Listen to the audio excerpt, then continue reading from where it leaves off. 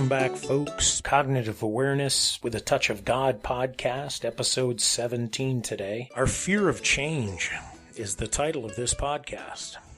So this is going to be pretty intense. It's an emotion that a lot of people go through that they're unsure of. You hear it everywhere. It's so hard to change. It hurts to change. I don't want to change. I hate change. What we need to realize is that change isn't the issue, folks. Fear is the issue. If we didn't fear the results of change, change would be easy. If we didn't fear the process of change, it would be easy. If we didn't fear the emotions that come from change, change would be easy. And if we didn't fear the unknown from change, again, change would be easy. So what can we do about change?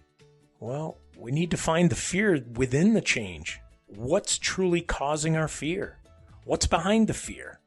Once you find out what's causing it, find out why you're fearing whatever it is. Do you have some childhood memories coming back whenever you're looking to change? Maybe your folks moved you 17 times and you never were able to establish good friendships. And whenever change comes, you fear it. Do you have a past that brings up the fear? Did you have a dream the other night similar to the situation that you're in and it frightens you? When you connect with the real root cause, you need to accept your part in the fear. Fear is purely driven by our belief that we actually have something to fear. If we believe in fear, then we're surely to receive fear.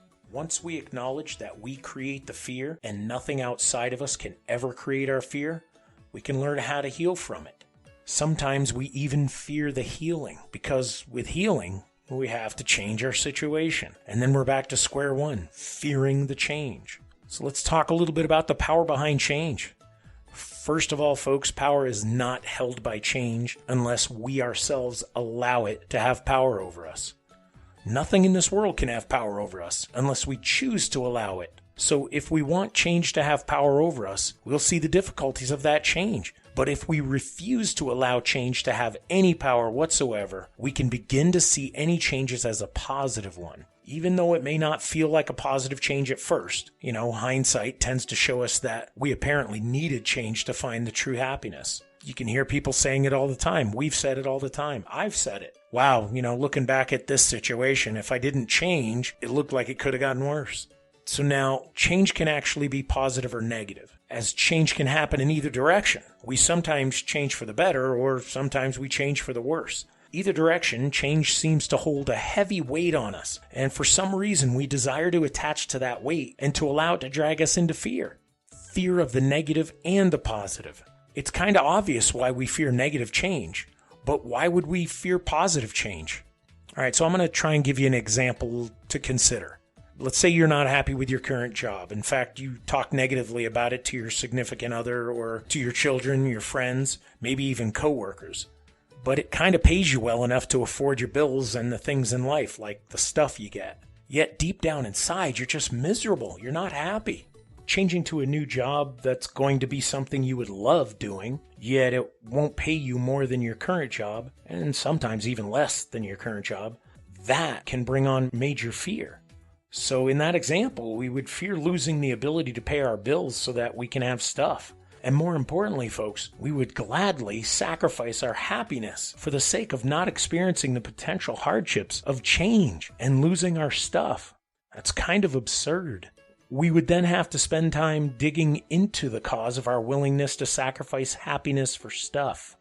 How bizarre is that? But that is exactly why we need to work through our doubts within us about change.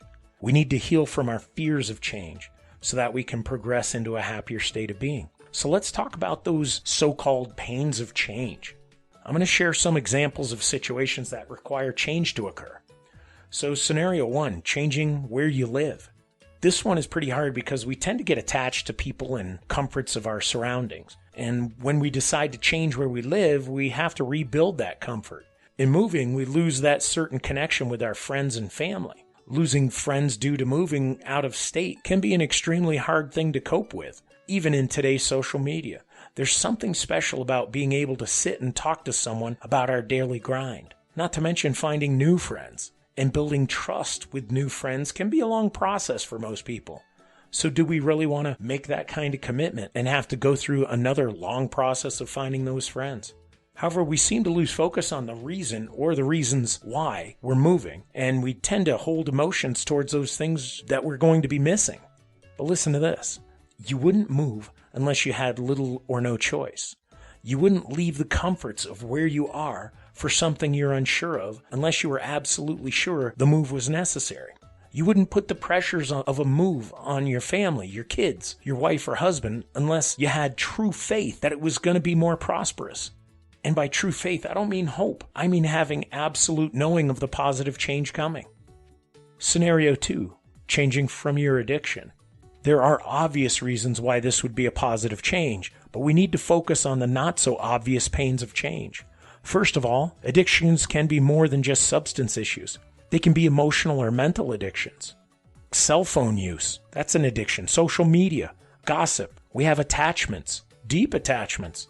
Our pets. Sometimes our pets bring us into a deep attachment or an addiction to having the pet. Depression, dysfunctional thoughts. Sex is also a major form of addiction. Not so obvious fears of changing from our addictions can look something like this. If it's a chemical addiction, our withdrawals can be devastating to experience and may require us shutting down everything we know and love in order to recover from it.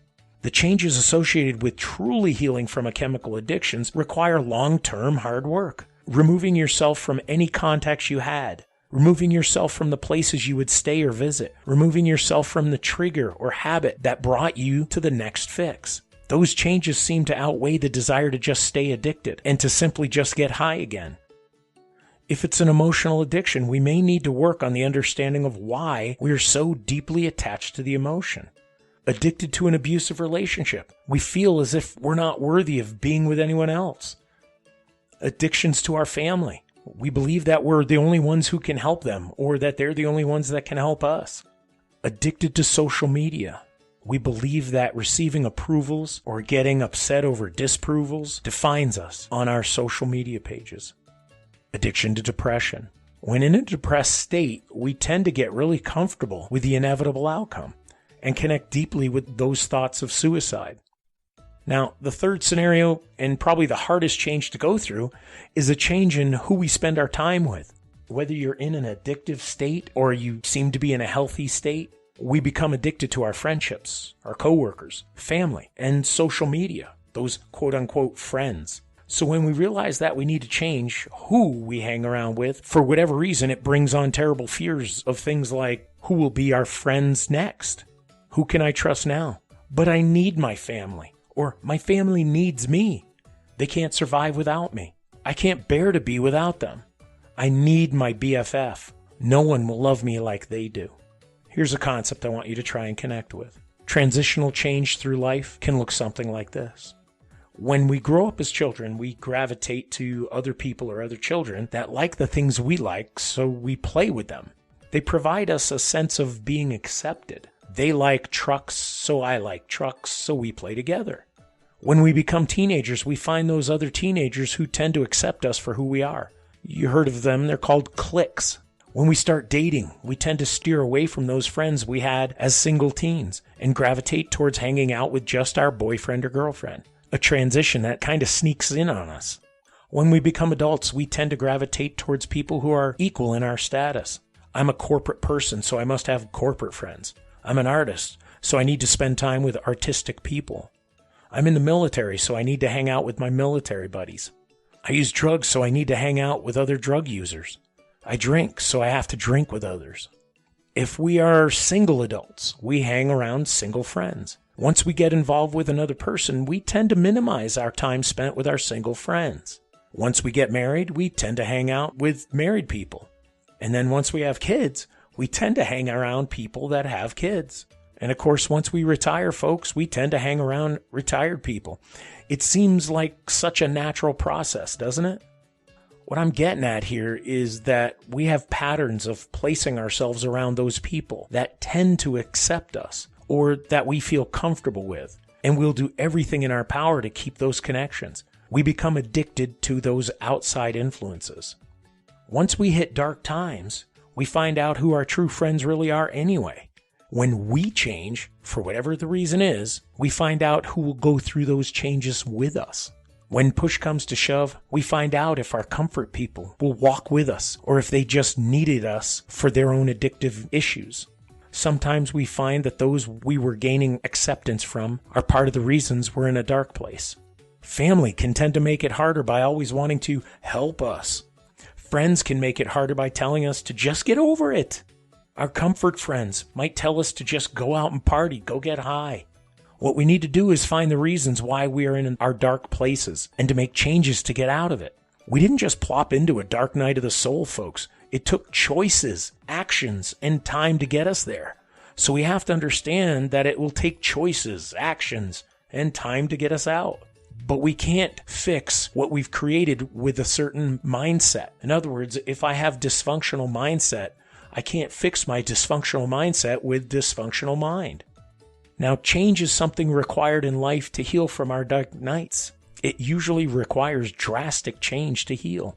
When we apply drastic changes, we will see a change in the people we used to depend on, or that depended on us. We will lose friends, and quite possibly family, because they don't know how to cope with the changes we're going through. It's not an easy process to walk through, but sometimes we need it to happen.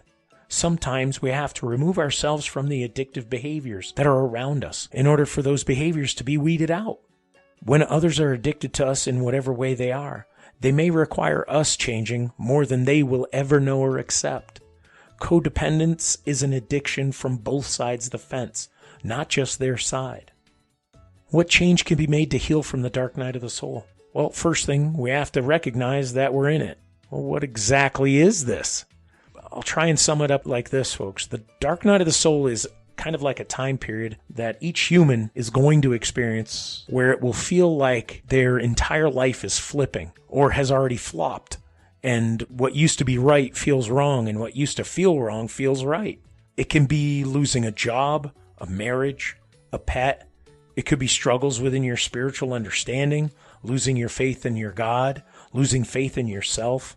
It could be a physical injury that just tears you apart, mental and emotional battles, suicidal thoughts, and all sorts of things like that. Or it could be all of those things wrapped up into a year or two of struggle and pain. It's not just one thing that happens. When a dark night comes along, it feels like everything is falling apart. As with any addictive recovery process, it's going to take time to heal and strict dedication to make the change. This can be where we leave all our friends, our family, employment, in order to work on our healing. I can make it sound real simple. It all starts from our belief system. What you think every day, the words you speak every day, the emotions you feel every day, and your actions you take every day. They all stem from what we believe about ourselves. The Path to Recovery podcast series delves deeply into the understanding of just where the issues are and how to heal from them. I also have a podcast called Cognitive Awareness with a Touch of God. That one focuses directly on the process of healing from our dark issues through the retraining of our brain.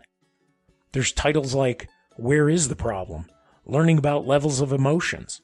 What is a mask and why do we use them? Cognitive distortions. Coping with triggers. What are our priorities in life? What is abuse? And why do I feel alone? And of course, creating healthy boundaries. So change can be challenging if we choose it to be. Our level of desire will dictate how we heal, or if we heal at all. Without proper intentions being applied to anything we do, we're going to fall short of success. Change cannot be made with a half-hearted effort. We have to give it everything we have and dig deeper than we have ever wanted to in order to find the root cause of the pain and the need for change. So both of those two podcast series, Path to Recovery, which this is a part of, as well as the Cognitive Awareness with the Touch of God, both of those podcast series delve deep into the healing process. So take a listen to the other episodes that I have in those podcasts. Start from the beginning of each of them and run through it, and this should help you better cope and deal with changes in life. And it might even help you be able to help others when you're changing, how they can change with you, or how they'll basically just kind of fade away. Thank you very much, folks, for listening in. I appreciate your time and your energy. I love the fact that you're here listening, and I hope that you walk in God and that we get to see you or spend time with you through these podcasts. Thank you very much. God bless you all. talk to you next time. Thank you again for listening in today, folks. Your time and energy is greatly appreciated. Please feel free to download these episodes, favorite them, share them, and even visit my YouTube channel, Yava-Coco Productions, for all the podcast playlists and for some insanely cool videos of my hiking adventures that I do in Sedona. That all helps me to continue to bring you more exciting podcasts and videos, both for healing, spirituality, as well as just kind of amazing videos of Sedona, Arizona. For those of you wanting to dig in a little deeper, maybe you're struggling with some inner issues, or you're in a recovery path from an addiction, or just looking for inspirational discussions about healing, check out all of my podcasts on your favorite podcast players. Titles like Path to Recovery Podcast, Cognitive Awareness with a Touch of God Podcast, Bear Clan's Hiking Sedona Podcast, and yes, I even have one called Star Wars, The Bear Awakens Podcast. We are here to help you, and what we're trying to do is offer you things that can help you for free. Plus, there's entertainment involved with a lot of these anyway. So thank you again, folks. God bless you, and I hope to see you on the rocks.